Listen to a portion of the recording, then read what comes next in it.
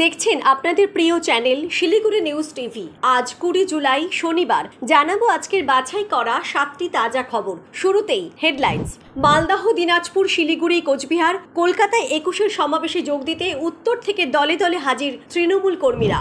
সায়ন্তিকা রেয়াতের পরে সদ্য জয়ী 4 বিধায়কের শপথ ঘিরেও ধোঁয়াশা, ফের শুরু চিঠির যুদ্ধ। ঘোর বিপদে শুভেন্দু, অধিকারী গড়েই পদ্মে ভরসা হারাচ্ছেন সংখ্যালঘুরাই। রাজ্যপাল পদ দিয়ে যৌন হেনস্থা আড়াল করা যাবে না, সুপ্রিম নির্দেশের পর বিবৃতি মুখ্যমন্ত্রীর আইনজীবীর। কেন্দ্রের এই প্রকল্পে প্রতি মাসে মিলবে 3000 টাকা। লক্ষ্মীর ভান্ডারকে টেক্কা দিতে বিরাট সিদ্ধান্ত কেন্দ্রের। চোর চোর স্লোগান তৃণমূলের, শুনেই তেড়ে গেলেন শুভেন্দু। নদিয়ায় তুমুল উত্তেজনা, মুখের কথাতেই ওএমআর শিট নষ্ট। কোনো হেভিওয়েটের কথায় এত বড় সিদ্ধান্ত মেনে নিল প্রাথমিক বোর্ড। প্রিয় দর্শক, আপনাদের কাছে একটি বিশেষ অনুরোধ, ভিডিওটিতে একটি লাইক করবেন এবং আমাদের চ্যানেলে নতুন হয়ে থাকলে দয়া করে চ্যানেলটিকে সাবস্ক্রাইব করে পাশে থাকা বেল আইকনটি ক্লিক করবেন। আসছি বিস্তারিত সংবাদে। 21-এর সমাবেশ সফল করতে রাজ্যের প্রত্যেক জেলা থেকেই আসছেন বিপুল সংখ্যক কর্মী সমর্থকেরা। বৃহস্পতিবার উত্তরের জেলা থেকে রওনা দিয়েছিলেন কর্মীরা। শুক্রবার সকালে শিয়ালদহ স্টেশনে পৌঁছলেন তারা। যোগদানকারীদের সাহায্য করতে প্রত্যেক জেলার স্টেশন চত্বরে খোলা হয়েছে সহায়তা কেন্দ্র।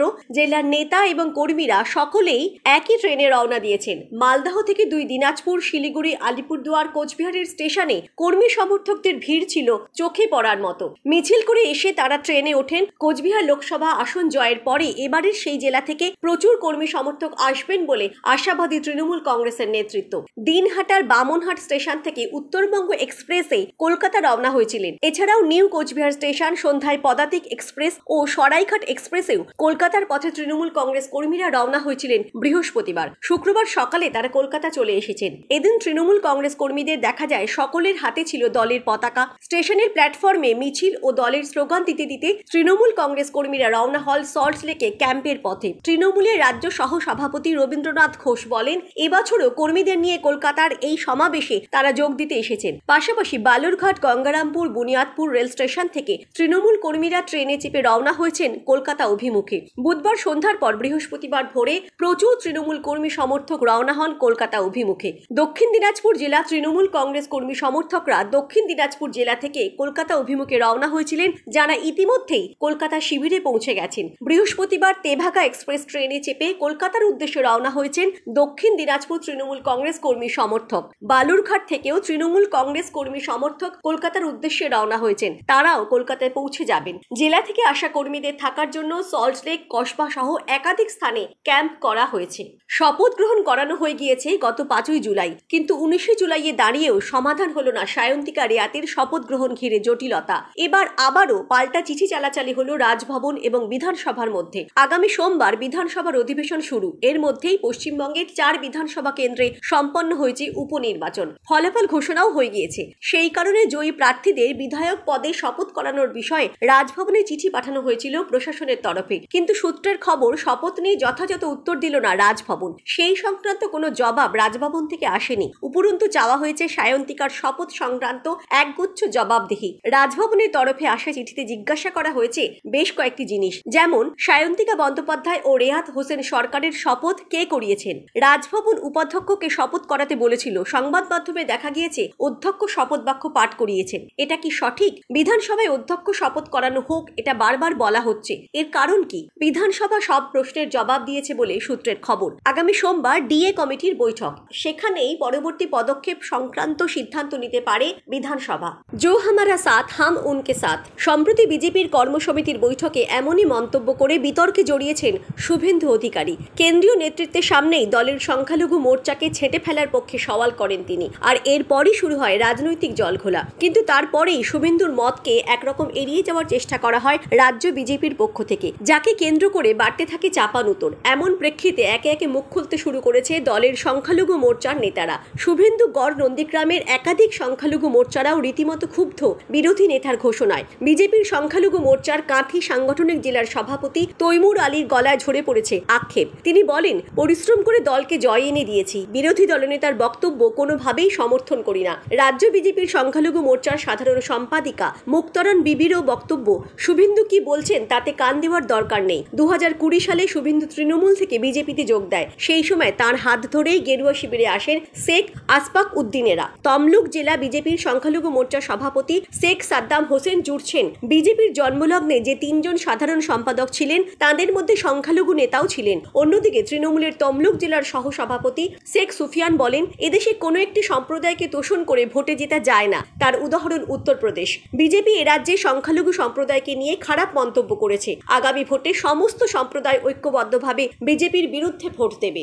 শ্লীলতাহানির অভিযোগে বিদ্ধ রাজ্যপাল সিভি আনন্দ বোসকে তীব্র আক্রমণ করে বিবৃতি দিলেন মুখ্যমন্ত্রী মমতা বন্দ্যোপাধ্যায়ের আইনজীবী সঞ্জয় বসু। তার দাবি, সুপ্রিম কোর্টের সিদ্ধান্তে স্পষ্ট যে রাজ্যপাল এতদিন উদ্দেশ্য প্রণোদিতভাবে বিবৃতি দিচ্ছিলেন। রাজ্যপালের পদ দিয়ে যৌন হেনস্থার অভিযোগ আড়াল করা যাবে না। রাজ্যের লোকসভা নির্বাচনী আবহে গত 2রা মে রাজ্যপালের বিরুদ্ধে বিস্ফোরক অভিযোগ ওঠে। রাজভবনের এক অস্থায়ী মহিলা কর্মী দাবি করেন রাজ্যপাল বোস তাঁর শ্লীলতাহানি করেছেন। প্রথমে রাজভবনে থাকা পুলিশের কাছে কথা জানান তিনি, পরে থানায় গিয়ে একই দাবি করেন ওই মহিলা। তবে সাংবিধানিক রক্ষা কবচ থাকায় রাজ্যপালের বিরুদ্ধে ওঠা এই ধরনের বিস্ফোরক অভিযোগের ক্ষেত্রে কোনো আইনি পদক্ষেপ করতে পারেনি কলকাতা পুলিশ। আইনি টানাপোড়েনে মামলা গড়ায় সুপ্রিম কোর্টে। শুক্রবার শুনানিতে রাজ্যপালের বিরুদ্ধে ওঠা অভিযোগের তদন্তে ছাড়পত্র চেয়ে সুপ্রিম কোর্টে জোরালো সওয়াল করেন নির্যাতিতা। রাজ্য সরকারও রাজ্যপালের বিরুদ্ধে তদন্ত করতে চেয়ে সওয়াল করল শীর্ষ আদালতে, যার প্রেক্ষিতে রাজ্য ও কেন্দ্রকে একযোগে নোটিশ পাঠিয়েছে সুপ্রিম কোর্ট। একই সঙ্গে অ্যাটর্নি জেনারেলকে নির্দেশ দেওয়া হয়েছে এই মামলায় আদালতকে সহযোগিতা করতে। এই সিদ্ধান্ত ইতিবাচকভাবে দেখেছে রাজ্য। সুপ্রিম সিদ্ধান্তের পরই মুখ্যমন্ত্রীর আইনজীবী সঞ্জয় বসু এক বিবৃতিতে জানিয়েছেন, পদ এবং ক্ষমতা ব্যবহার করে যে যৌন হেনস্থার মতো ঘটনাকে ঢাকা দেওয়া যাবে না, সুপ্রিম কোর্ট সেই মর্মে দিশা দেবে। সঞ্জয় বসু বলেছেন, শ্লীলতাহানি কাণ্ডে রাজ্যপাল যে বিবৃতি দিয়েছিলেন সেগুলি ছিল রাজনৈতিক উদ্দেশ্য প্রণোদিত। শুধু তাই নয়, রাজ্যপালের পদমর্যাদারও অবমাননা করা হয়েছে। রাজ্যে প্রচলিত সর্বাধিক জনপ্রিয় প্রকল্পের মধ্যে অন্যতম হল লক্ষ্মীর ভাণ্ডার। আর শুধু রাজ্যই কেন, বিশ্বের দরবারেও সমাদৃত মমতা বন্দ্যোপাধ্যায়ের এই প্রকল্প। শুরু থেকে এই প্রকল্পের আওতায় প্রতি মাসে 500 টাকা করে ভাতা পেতেন জেনারেল কাস্টের মহিলারা। তপশিলি জাতি এবং উপজাতিভুক্ত মহিলাদের দেয়া হতো 1000 টাকা। তবে লোকসভা নির্বাচনের আগে লক্ষ্মীর ভাণ্ডারের অনুদানের পরিমাণ বাড়িয়েছে রাজ্য। বর্তমানে এই প্রকল্পের আওতায় মাসে 1000 টাকা করে পাচ্ছেন সাধারণ কাস্টের মহিলারা। তপশিলি জাতি এবং উপজাতিভুক্ত মহিলাদের হাতে তুলে দেওয়া হচ্ছে 1200 টাকা। বাংলার মা বোনেদের কাছে এই লক্ষ্মীর ভাণ্ডার হলো এক আশীর্বাদ। যত দিন যাচ্ছে আরো জনপ্রিয়তা বাড়ছে এই প্রকল্পের। তবে এবার লক্ষ্মীর ভাণ্ডারকে টেক্কা দিতে নতুন একটি প্রকল্প নিয়ে আসা হয়েছে কেন্দ্র সরকারের তরফে। কেন্দ্র সরকারের অধীনে থাকা এই প্রকল্পের নাম কিষাণ মানধন যোজনা। এই প্রকল্পের মাধ্যমে কৃষকদের মাসে মাসে 3000 টাকা করে আর্থিক সাহায্য প্রদান করা হবে। কোনো কৃষকের বয়স 18 থেকে 40 বছরের মধ্যে হলে তিনি এই প্রকল্পের আবেদন জানাতে পারবেন। তবে জানিয়ে রাখি, এটি একটি সঞ্চয় প্রকল্প। এই প্রকল্পের সুবিধা পেতে আবেদনকারীকে একটি পেনশন অ্যাকাউন্টে সাবস্ক্রিপশন করতে হবে। তার সঞ্চিত অর্থ কেন্দ্র সরকার একটি নির্দিষ্ট তহবিলে সঞ্চয় করে রাখবে। এরপর ওই কৃষক 60 বছর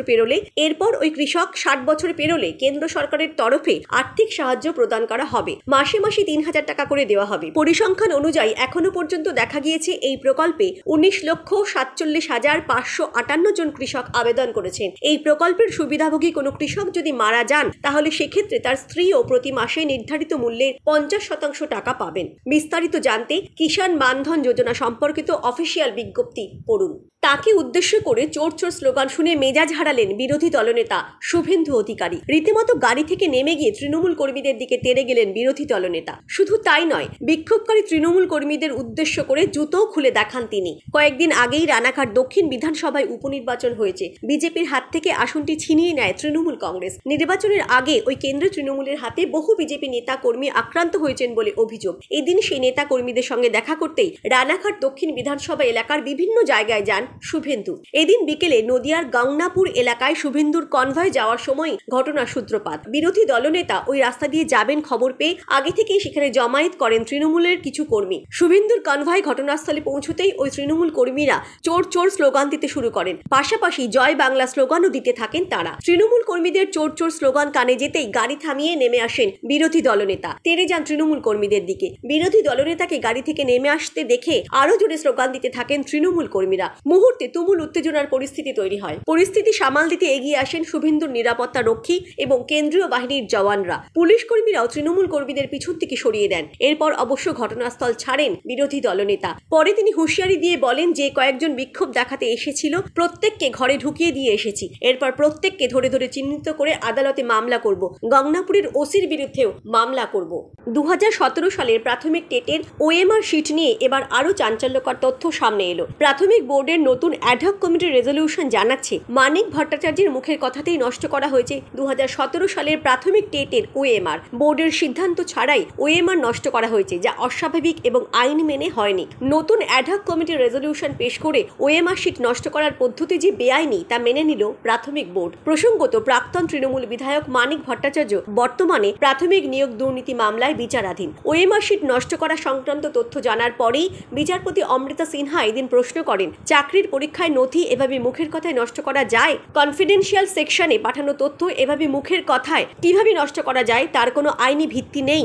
জানা গিয়েছে, প্রাথমিক টেট 2017-এ প্রায় 2.5 লাখ ওএমআর শিট নষ্ট করা হয়। মানিকের মুখের কথায় তা নষ্ট করে confidential section. OMR hard copy নষ্ট করে তা রাখা হয় ডিজিটাইজ ফরম্যাটে।